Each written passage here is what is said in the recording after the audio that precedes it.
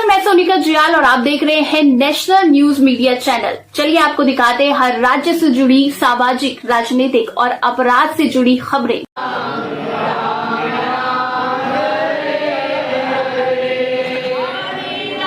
में पीर रतन शाह जी के स्थान पर बुलडोजर की कार्रवाई को लेकर एकत्रित हुए भक्तजन, उनके बीच विधायक विकास नगर मुन्ना सिंह चौहान भी पहुंचे। बता दें कि गुरु गोरखनाथ जी के शिष्य पीर रतन शाह जी के दिल्ली स्थित स्थान पर बुलडोजर की कार्रवाई को लेकर विकास नगर में एकत्रित हुए श्रद्धालु, उनके बीच मुन्ना सिंह चौहान विधायक भी पहुंचे। वहीं पीर जी के शिष्य पर रतन शाह जी के स्थान पर दिल्ली सरकार की बुलडोजर कार्रवाई को लेकर उनमें काफी रोष दिखाई दिया। विधायक विकास नगर मुन्ना सिंह चौहान ने कहा कि हम भाजपा की केंद्र सरकार तथा दिल्ली की सरकार तक यह बात पहुंचाने का कार्य करेंगे कि जो यह बुलडोजर की कार्रवाई हुई है वह गलत है। आइए जानते हैं क्या कहना है विधायक विकास नगर मुन्ना सिंह चौहान।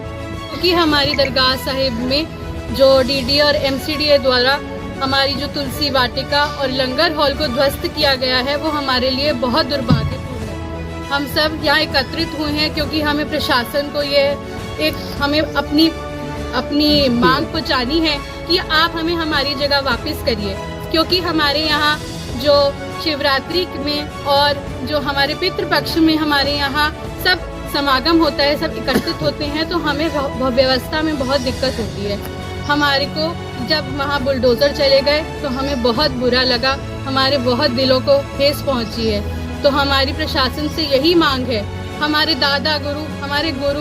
जो हमारे बड़े हैं, सब इसी स्थान से हैं, सब इसी स्थान में सेवा करते हैं, हम भी इसी स्थान के सेवादार हैं। तो हम सबसे यही मांग करते हैं, हम प्रशासन से यही मांग करते हैं कि हमारी जो जगह है वो हमें वापस कर दी जाए, ताकि आगे आने वाले जो भी हमारे जो शिवरात्रि का त्योहार है उसमें हमें कोई भी दिक्कत ना हो। जो समस्त सेवकाई आती है, दूर दूर से सेवकाई आती है, वहाँ किसी को कोई दिक्कत ना हो। जय श्री राम, हर श्री राम। भगवान गोरखनाथ जी के परम शिष्य बाबा पीर रतननाथ जी के स्थान पर, दरगाह पर दिल्ली के अंदर जो उसको हटाया गया और जिस आगे की दरगाह समिति के अध्यक्ष द्वारा बताया गया, उससे श्रद्धालु बहुत आहत है। और हम माननीय प्रधानमंत्री जी से, माननीय गृह मंत्री जी से, दिल्ली की माननीय मुख्यमंत्री जी से और गोरखनाथ पीठ के पीठाधीश्वर उत्तर प्रदेश के मुख्यमंत्री योगी आदित्यनाथ जी से भी प्रार्थना करेंगे कि इसमें सभी श्रद्धालुओं की भावनाओं को ध्यान में रखते हुए और बाबा की दरगाह का जो स्थान है उसको फिर से उसको बहाल किया जाए, ताकि वहाँ पर हमेशा की तरह के परंपरागत तरीके से सत्संग हो सकें, वहाँ पे भंडारा हो सकें, भोग लग सकें, भगवान की आरती हो सके। तो यही संदेश देने के लिए और यही प्रार्थना करने के लिए आज जो सदगुरु का ये विकास नगर में हमारे यहाँ दरगाह है, वहाँ पर हम सब लोग एकत्र हुए और इस कार्यक्रम के माध्यम से ये जो हमने एक धर्म ध्वजा के तहत एक जुलूस निकाला, इसके माध्यम से हम ये संदेश देने का, और मुझे यहाँ का एक सेवक होने के नाते, यहाँ के लोगों के एक परिवार का सदस्य होने के नाते मुझे भी इस बात की एक प्रकार से जिम्मेदारी दी गई है कि मैं अपने क्षेत्र के इन भक्तजनों की आवाज़ को संबंधित सरकारों तक पहुँचाने का काम करूँ। 30 नवंबर शनिवार को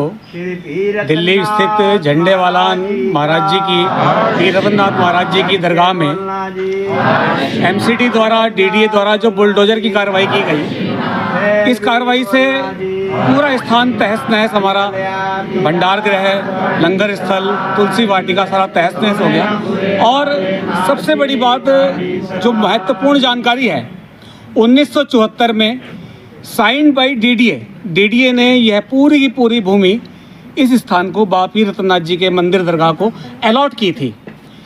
3803 गज की ये जगह हमें बाकायदा अलॉट हुई है और आज लगभग 51 साल के बाद बुलडोजर की कार्रवाई करके यह जगह हमसे छीनी जा रही है। यह जगह सनातन धर्म के पवित्र मंदिर से छीनी जा रही है। वहाँ पे बैरिकेटिंग कर दी गई है, वहाँ पे स्टीलिंग कर दी गई है और ये पूरा का पूरा हमसे छीन लिया गया। आगे शिवरात्रि का मेला आ रहा है, 1.25 करोड़ अनुयायी इस स्थान के हैं